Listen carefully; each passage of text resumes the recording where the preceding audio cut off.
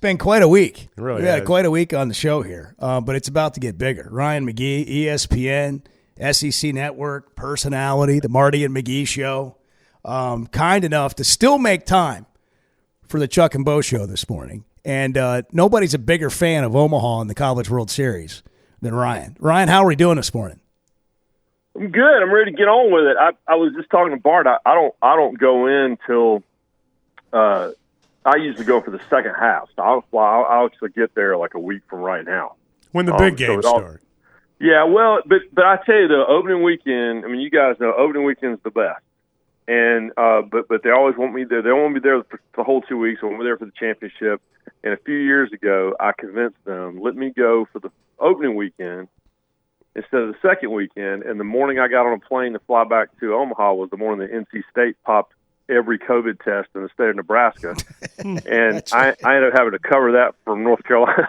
So they were like, nope, from now on you go at the end. So yeah, but I hopefully, fingers crossed, DVH and the Razorbacks will be there when I get there, because I think that most of the baseball people who don't have a dog in this thing, I think they are watching the Razorbacks. You've written a lot of column stories about college baseball, baseball in general, College World Series. You wrote a book, The Road to Omaha. What is your affinity for college baseball, and particularly this event, the College World Series in Omaha? Well, I love college baseball because I grew up with it. I mean, my father played at East Carolina back in the day. I grew up in Raleigh and in the Triangle, and this is in the 80s. And so my dad and my brother and I would go to games all the time at NC State, at North Carolina, at Wake Forest, at Duke. And, there'd be 10 people there. It'd be us and a couple of scouts and a couple of girlfriends, and that's it. And what we lived for was watching the College World Series on ESPN. And Pete Incaviglia and Will Clark and, all these guys, Roger Clemens, they all seemed like Marvel superheroes. And so it just felt romantic. I mean, how can you not be romantic about baseball, right? That's what everybody always says. And then my dad and I finally got to go together for Father's Day 25 years ago. And it was everything I dreamed that it would be and more. And in fact, Dave Van Horn was there with Nebraska that year. And people were lined up for a literal mile to try and get general admission tickets. And so it was exactly what I wanted it to be. That day I was like, I have to write a book about this. I've never written a book before. I want to. And what I love about it is the great sporting events to me are the ones that you can't separate from their town, right? Indianapolis in the 500, Pasadena in the Rose Bowl, Augusta in the Masters. And that's exactly what Omaha, you can't imagine the College World Series without Omaha and vice versa. So it's, you probably could tell I get really almost emotional about it because it's magic. And there isn't a lot of that left in sports. Well, I was going to say, every time I've gone up there, I mean, if you're holding on to what you perceive to be the ideal of college sports, I mean, Omaha, Nebraska, the College World Series, I'm not saying it's the last place in college sports where you feel that, but I sure feel it every time I go up there. It is just it, and I'll just shamelessly plug it. I've got a piece that ran on Sports Center and ran on a special that Kyle Peterson and I did. I posted it on Twitter yesterday, and that's kind of what it taps into, which is, people are still sad that Rosenblatt Stadium was closed. That was what, 12, 13 years ago, and 14 years ago, and so.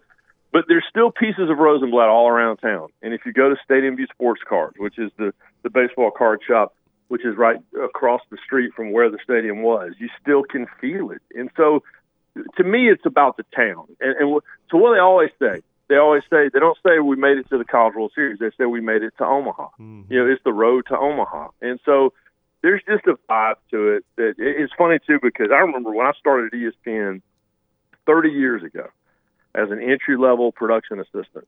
And, college baseball, was not what it is now. It certainly has never been as popular as the big league sports or whatever. But when people at ESPN were assigned to Omaha, they never wanted to give the gig up. Would fight it, would fight to work Omaha more than the NFL because it's fun. And there's just a vibe. And when you go to Omaha, after all these years I've gone, it's like a family reunion. You see the people, the ushers and the guy that runs the ticket office and the people in the press box and, the people at your favorite steakhouse. And it's like a family reunion. And it's college sports. There aren't a lot of places left where you feel like you're really experiencing college sports the way we all knew it growing up and the way we all want it to be. And that's what Omaha is, even though it's, an NCAA run championship. Ryan McGee, ESPN, SEC Network, Marty Mcgee show with us here this morning. I want to ask you about that, college sports. I was trying to articulate this yesterday, which is, what we love about college sports and what we don't want to lose. And sometimes we don't know. But we don't want to be the NFL in college football, for example. And can't quite put my finger on it, Ryan, but what is it we love about college sports? We love pro sports too, but when you're a college sports fan, and we're navigating all these waters and all this money and all the things that are happening right now, what is it we're trying to protect? Like, if you're a sports fan, a college sports fan, what do you not want to lose here? To me, it's Saturday. As long as Saturday feels like it's supposed to feel, then I can live with it. But when we start messing with the fabric of what Saturday is, I can deal with all the headlines and I can deal with the money talk and I can deal with all those things. But when I get to Saturday afternoon in Fayetteville or Baton Rouge or, the LA Coliseum, I want it to feel like it's always felt. And when you start messing with the fabric of that, and I'm talking about stuff like West Coast teams playing games at 10 o'clock in the morning, and I'm talking about possibly taking the third Saturday in October away from Alabama and Tennessee. When you start talking about that stuff, look at Texas A&M, right? I mean, for decades, everybody acted like it was fine. It wasn't fine. It was not fine. And then what happens is you grow an entire generation of kids that don't know what that game is. Because now the game's coming back and it's great, and everybody over a certain age is really excited about it, and everybody under a certain age doesn't get it. And so that's what happens is that when you start to rip your roots out of the ground, that's what the problem. So the goal is to protect Saturday. If Saturday still feels like it's supposed to, then you're okay. But I'm with you, man. I don't watch the NFL. And I think that's amazing. I follow certain athletes, the guys that I covered in college. I saw Justin Jefferson at the Miami Grand Prix a few weeks ago. I love following him because I love covering him in college. But I don't like buys in the playoffs, and I don't like, 2-minute warnings, and there's a lot of things I don't like about the NFL. Why the hell are we doing that on Saturday? That's the part that drives me crazy. If I wanted to watch the NFL, I would watch the NFL, but I watch college football. And so as long as Saturday feels like Saturday, we're good. But when all this other stuff starts bleeding into, what the experience is like when we get to our tailgate on Saturday afternoon, now that's where the problem is. Well, we're getting really, really close. To your point, the topic on today's show is the news that came out yesterday that the Notre Dame-Arkansas football game. Notre Dame's never played Arkansas, never been to Arkansas to play in football. This is like a historic moment for especially Arkansas. And the game's at 11 a.m. local time. Yeah. And, I mean, people were losing our minds. Yeah, and listen, the reality, too, is if you play in a conference that crosses over Eastern and Central, the 11 a.m. thing is going to be the 11 a.m. thing. But that game, yeah, you're right. I mean, that game is a bigger deal. That's the Lou Bowl, right? That's the Holtz Bowl, and that game should be played. That feels like a bigger deal than that. And that's what I worry about is I want to make sure that the people who are deciding these things, like I keep going back to, I mean, it's a real possibility that Tennessee and Alabama could end up not playing every year. What are we talking about? And the argument I get back is, but Alabama won that game 15 years in a row, whatever. That doesn't matter. That doesn't matter. When I was in school at Tennessee, I think Tennessee was in the middle of like an 8 or 9 year losing streak to Alabama. It doesn't matter. That doesn't take anything away from it. And so that's a decision or a conversation that's taking place between people who don't get it. And that's what I worry about. I just want to make sure that the people who are determining these things really understand what it is that they're determining. And I understand everybody's got a lot of mouths to feed, and everybody's got a lot of people to make happy, and not everyone's going to be happy with everything on their schedule. But I just, again, if you start messing with the fabric of the game day experience, that's where you got problems. And that's where the old guys with the gray hair and the Technicolor coats who pay for everything, even like digital tickets, like those guys, my dad's the smartest guy in the world. You guys know my dad's the coolest guy that ever lived. And he and I have to go through how to use our tickets for our minor league baseball team because it's just you're alienating people, and I just don't get it. And so just, but I understand that's where it's going, but it doesn't have to be there yet. And so I'm with you. I just want to make sure that the people who are determining these things love it as much as we do. That's a great point. And I sometimes I don't know if that's the case. Okay, we got a couple baseball questions. We'll go back to this. We could go on and on. I mean, we could have Ryan on for 3 hours, and we would love every minute. I identify with the electronic tickets things, by the way. Yeah, no, me too. Well, Chuck, you said. In Omaha, a couple of years ago when they first went paperless, the big, amazing, impressive, like almost Roman Coliseum entrance to the ballpark, Charles Schwab Field, where the statue is. That's where the sun sets. And no one's tickets would work because the sun was blowing their screen out and their phones were overheating and all that stuff. So anyhow, go on. I'm sorry. I don't want to turn this to a old man yells at no, but it's great. Cloud. Yeah. Your point about being in the middle of it and understanding it's like Chuck was talking about during the playoff selection process last year. Like, don't view the games from some swanky hotel suite in whatever town. Go to the games. Like, go see these teams play. Be in it. Be in the mix. Yeah. Understand the environment, what they're actually playing in. Don't just watch it on TV. But anyhow, all right, let's go to baseball. Two quick questions. First one is, what do you think of this opening game with Arkansas and LSU? And like, they're talking about maybe a record crowd. No, it's funny because, so you guys, I write all the like teases and opens for all the games for the TV guys. And I was literally just on the phone with those guys last night, and we were all talking about you can't hype it enough.